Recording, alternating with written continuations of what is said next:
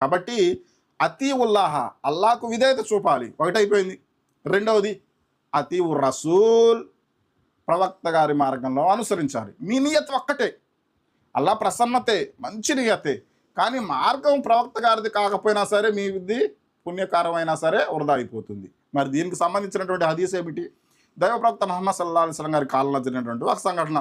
ముగ్గురు సహాబాలు ప్రవక్త గారి గురించి తెలుసుకుందాం, ప్రవక్త గారు ఎలాంటి ఆచరణ చేశారో కనుక్కుందామని చెప్పి ప్రవక్త గారి ఇంటి వద్దకు వస్తారు. ప్రవక్త గారి యొక్క భార్య ఉంటుంది ఆ సమయంలో. అప్పుడు ప్రవక్త గారి గురించి అన్నీ కనుక్కొని, ఆహా, ప్రవక్త గారు ఇలాంటి ఆచరణ చేసే వల్ల, ప్రవక్త గారు ఇంత పుణ్యపురుషుల, ప్రవక్త గారి యొక్క గతంలో చేసినటువంటి తప్పులను, భవిష్యత్తులో జరిగేటటువంటి తప్పులను కూడా అల్లాహ్ తఆలా మన్నించి వేశాడు. కాబట్టి ఇక నేను ఇక్కడి నుంచి మంచి నియత్ చేసుకుంటాను. ఏ నియత్ చేసుకుంటా? నేను జీవితంలో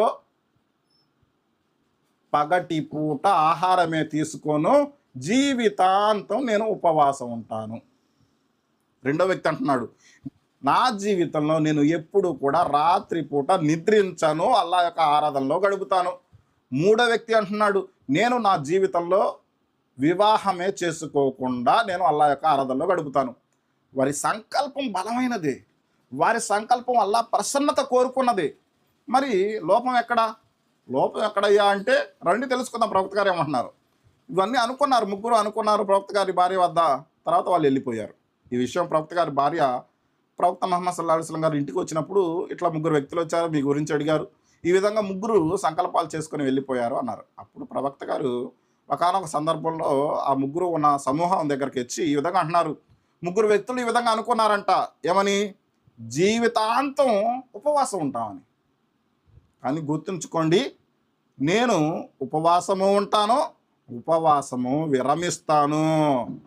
ఒక వ్యక్తి అంటున్నాడంట, జీవితాంతం రాత్రిపూట అల్లాహ్ యొక్క ఆరాధనలో గడుపుతాను,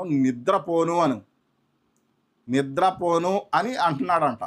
కానీ నేను రాత్రిపూట కొంచెం సేపు విశ్రాంతి తీసుకుంటాను, కొంచెం సేపు అల్లాహ్ యొక్క ఆరాధనలో గడుపుతాను. మరొక వ్యక్తి అంటున్నాడంట, అతను వివాహము చేసుకోను అని. కానీ వివాహము చేసుకోవడం నా సాంప్రదాయం. కాబట్టి ఎవరైతే నా సాంప్రదాయాన్ని అనుసరిస్తారో వారు నా వారు, ఒకవేళ నా సాంప్రదాయాన్ని అనుసరించరో వారు నా వారు కారు అని చెప్పి ప్రవక్త గారు తెలియజేయడం జరిగింది. ఇక్కడ ఈ హదీసులో లభించినటువంటి విషయం ఏమిటి? వారి యొక్క సంకల్పం అల్లాహ్ ప్రసన్నతే, వారి యొక్క సంకల్పం పుణ్యాలు సంపాదించాలని. కానీ ప్రవక్త గారి అనుసరణ కాదు. ప్రవక్త గారు ఏంది? రంజాన్ నెలలో ఉపవాసాలు ఉండేవాళ్ళు, సోమవారం గురువారం ఉపవాసాలు ఉండేవాళ్ళు, అలాగే 13, 14, 15 నెలవంక 13, 14, 15 తారీఖుల్లో ఉపవాసం ఉండేవాళ్ళు. ఈ విధంగా ప్రవక్త గారు ఉపవాసం ఉండేవాళ్ళు. అంతేకాని ప్రతిరోజు ఉపవాసం అనేది ప్రవక్త గారు ఉండలా. అందుకని ఇది నా పద్ధతి కాదు అన్నారు. ప్రవక్త గారు తహజ్జుద్ నమాజ్ చేసేవాళ్ళు, సుదీర్ఘంగా తహజ్జుద్ నమాజ్ చేసేవాళ్ళు. ఎంతసేపు అయ్యా అంటే ఆయన యొక్క కాళ్ళు కూడా వాసిపోయాయి అంట, ఇంకింత లావుగా అయిపోయాయి అంట. నిలబడి నమాజులో నిలబడి కాళ్ళు వాచిపోయేటటువంటి పరిస్థితి వచ్చేది. కొంతసేపు కూర్చునేవాళ్ళు, కొంతసేపు నిలబడేవాళ్ళు. ఈ విధంగా సుదీర్ఘంగా నమాజ్ చేసేవాళ్ళు, అలాగే కొంతసేపు విశ్రమించేవాళ్ళు. అంతేగాని రాత్రంతా నిద్ర మేలుకొని నమాజులు అయితే చేయాల. అలాగే ప్రవక్త గారు వివాహం చేసుకున్నారు. కాబట్టి మీ నియత్, మీ సంకల్పం ఎంత పర్ఫెక్ట్గా ఉన్నా మీ ఆచరణ ప్రవక్త గారి ఆచరణతో సరితూగకపోతే అది కూడా పాపకార్యమే.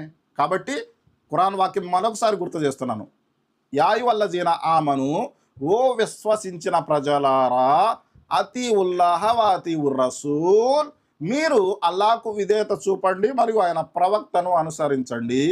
వలా తుబ్తిలు అమాలకుం, మీ యొక్క కర్మలను వృధా చేసుకోమాకండి.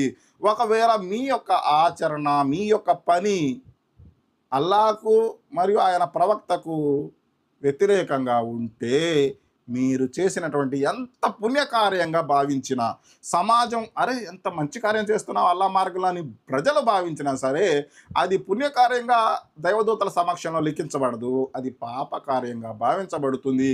పాపకార్యం అనేది ఖచ్చితంగా నష్టమే, నరకమే అని చెప్పి మీ ముందు స్పష్టంగా ఈ వీడియో ద్వారా తెలియజేయడం జరిగింది. అస్సలాము అలైకుం వరహమతుల్లాహి వబరకాతుహు.